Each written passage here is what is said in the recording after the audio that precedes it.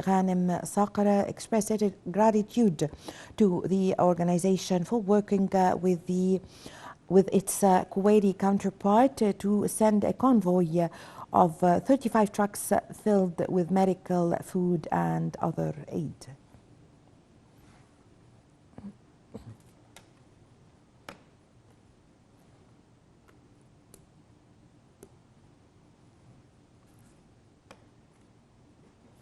Well, to shed more light on the situation in Gaza and the aid and the truce which entered its fifth day, we have the pleasure to have this phone with His Excellency Ambassador Gamal Bayoumi, former Assistant Foreign Minister. Good afternoon, Your Excellency. Good afternoon, how are you?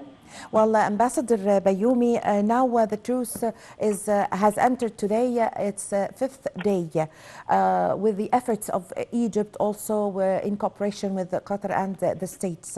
How did you read the whole situation since the truce started with an exchange of captives from both sides every day? How did you see the importance of extending the truce for another 2 days? Very important, and it is a small story of success for the diplomacy of Egypt, Qatar, and the United States. That we are lucky to have this pressure giving this result. And it seems that the beginning was 4 days. It opens the appetite for more days for stop killing, because really we are all suffering from these killings, and the whole world community is against it. I hope this will lead to a serious efforts in order to bring all the parties on a negotiation table in order to settle the original problem between the Palestinians, which are the owner of the land, the original people of Palestine, and those who want to come from everywhere in the world, from Russia, from America, from Europe, to replace them and to ask us to host more Palestinians in the Arab countries, and especially in Egypt and Sinai. Yes, Your Excellency. Yes. Yeah, yes. please. Please go ahead. Okay, Your Excellency Ambassador Bayoumi, how did both sides benefit from this truce, especially concerning the humanitarian aid that was able to cross to Gaza? Of course, we shall not reserve any efforts in order to help our brothers in Gaza and Palestine in general. And on the other side, this war cost Israel a lot, not only in finance, but in the daily life, because as you know, relatively Israel is a small country, and it cannot mobilize this sort of number of soldiers to fight their battle. Israel cannot afford a long battle because it stops the normal life. Mind you of the financial cost. But the financial cost is not the problem, because the funny thing that the Americans immediately provided Israel with $14 billion as a help. The funny thing is that the United States was going to declare bankruptcy of the government because it reached the seal of borrowing, and it cannot borrow anymore. But for the sake of Israel and the Israeli relations, they do this. Anyway, it is something which you have to live with. But the good side of the story that we hope, cross your fingers, that this will lead to a peace process parallel to what happened in 1993 between Yasser Arafat, Shimon Peres, and Ishaq Rabin. We hope this will lead for a real peace between the two parties, and it's a big battle to go ahead with us, because we don't know which borders Israel will accept or which borders it's fair enough for all the parties. Yes, because even Israel does not want to honor its signature of the Oslo treatment, which was held between Israel and the Palestinians in 1993. Yes. They do not respect neither the United Nations nor the peace treaties or the Oslo Treaty, which they have signed. It is the most recent treaty Israel has signed with any country in the world. Yes. So, Your Excellency, Ambassador Bayoumi, were now touching on a very important point of Israel not abiding or not admiring the statements by or decisions by the UN or the EU.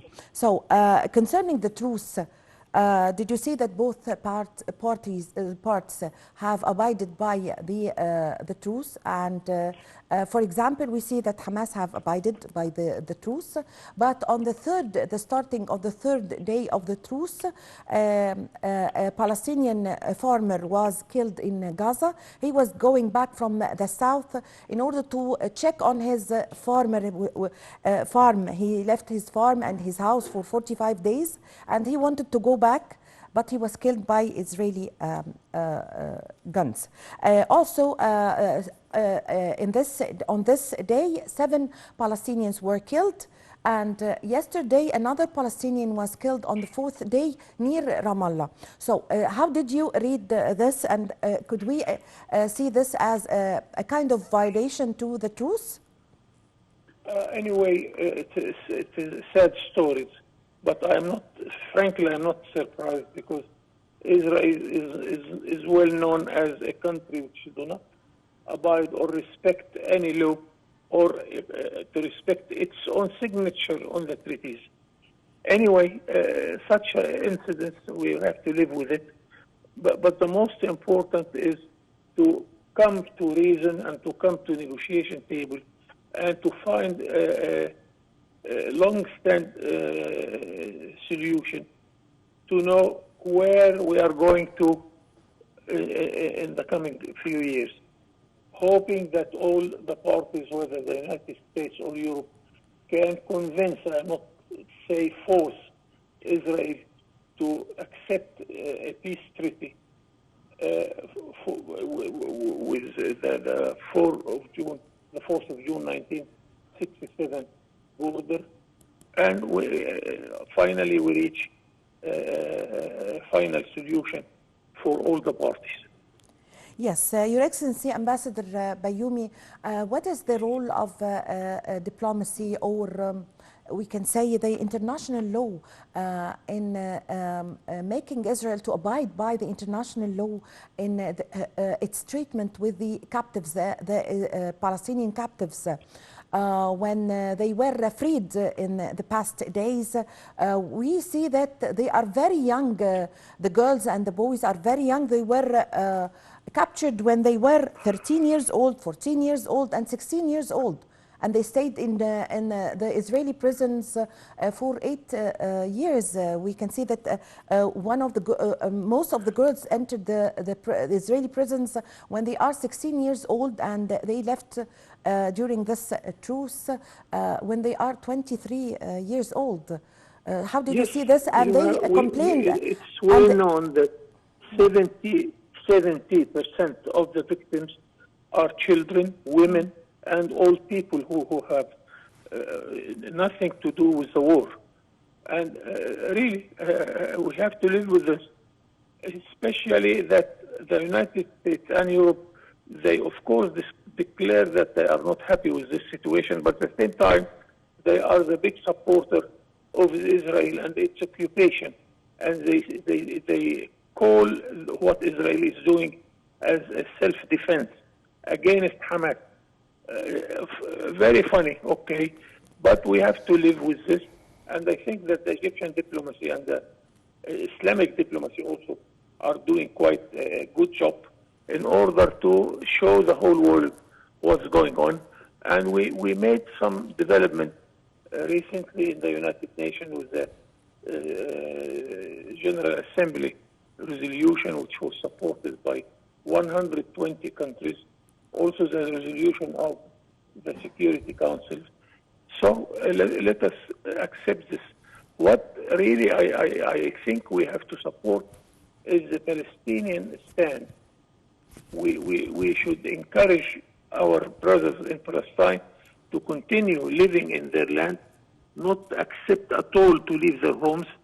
And this is the only weapon we can face Israel, because one day the Palestinians will outnumber those of the Israelis, and then I don't think that Israel can do anything about this human fact.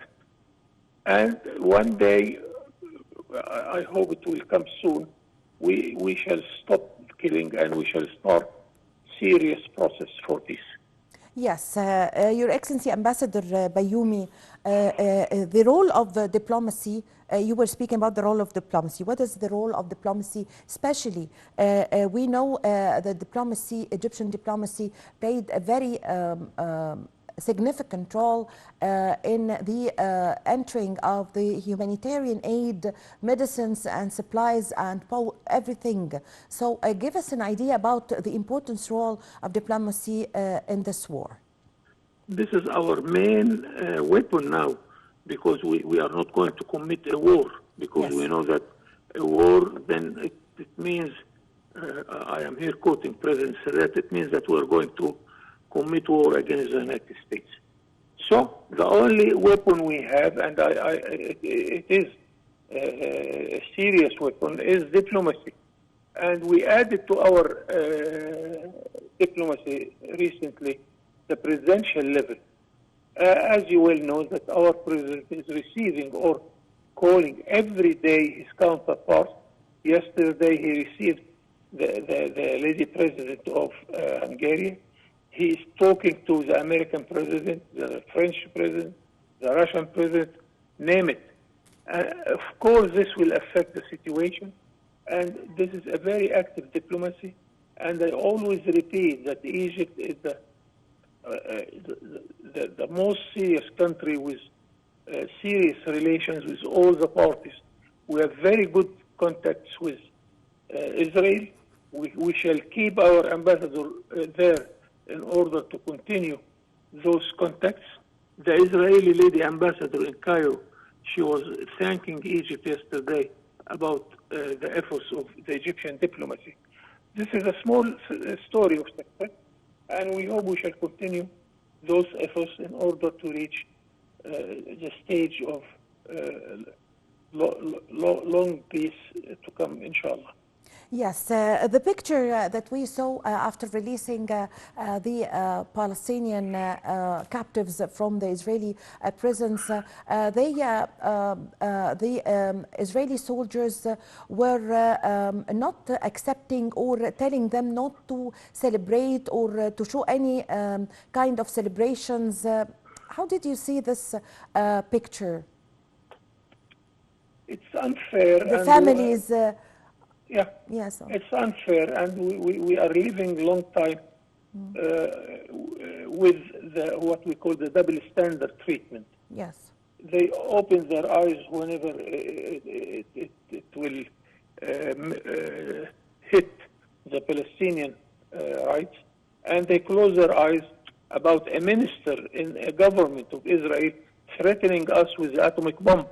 For the first time, Israel recognize and confess that they have a nuclear arm. Weapons, yes. And a nuclear weapon. This is unfair, but I personally, witnessing long time ago, this sort of double standard, whenever you are talking about Israel, you will face with this double standard policy from the West, United States, Europe, the NATO also. Yes. Your Excellency, Ambassador Bayoumi, now how can we reach a permanent truce? Now there are 2 days added to the 4 past days. We are in the 5th day. Only 1 day have left, which is the 6th day tomorrow, which is going to take place tomorrow. How can we reach to a permanent truce to be able for the humanitarian aid to enter and to let for more exchange of captives between the two sides?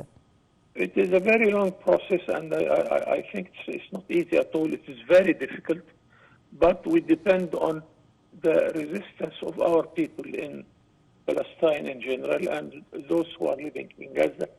God help them to face this situation. And we always try to convince the Israelis that it is better, much better for their future to come to a peace treaty, not to continue killing people, because they are not going to kill 6 million Palestinians at all. Yes. And the good result of our efforts that the Israelis, the Jewish communities, even in the United States and many parts of Europe, started to realize that this is not good for Israel itself and its future. And this is true. Yes, Your Excellency, Ambassador Bayoumi, also at the start of the war and for the first 2 weeks, the reaction of some nations was something, and after 10 days or 2 weeks, the whole world and most of the nations who were on the side of Israel became with the side of the Palestinians, seeing the children killed and the women killed. So give us an idea about this war. It was a step for the whole world to know the truth about how the Palestinians were suffering for 75 years. Yes, yes, yes. It is a sad story. And as I tell you, the Western countries, they benefit from the existence of Israel, or that is what they think, because Israel is becoming the sort of the officer of the area to keep them having our oil and to keep the freedom of navigation in the Red Sea and the Mediterranean. And the peace process during the time of President Sadat succeeded to prove to Europe and the United States they do not need Israel to save their interests in the area. And we can be also their friends, and we can exchange benefits from the relations. And we have excellent relations with Europe. We have excellent relations with the United States. But even so, I cannot explain at all the double standard policy whenever it comes to Israel. It seems that the pressure of the voting Jewish communities here and there, it plays its role also against the right of the Palestinians. But as I said, it is a long story. It is a long war. We have to continue this diplomatic war until we reach a good solution for the sake of our Palestinian citizens, and also for the sake of Israel, yes. if Israel wants to live with us peacefully. Yes. Well, I thank you very much for your time. Thank you for your valuable information. I really had the honor to have this phone with you, Your Excellency, Ambassador Gamal Bayoumi, former Assistant Foreign Minister. Thank you very much for joining us over the phone. Ladies and gentlemen, a short break, and I'm going to be back with you.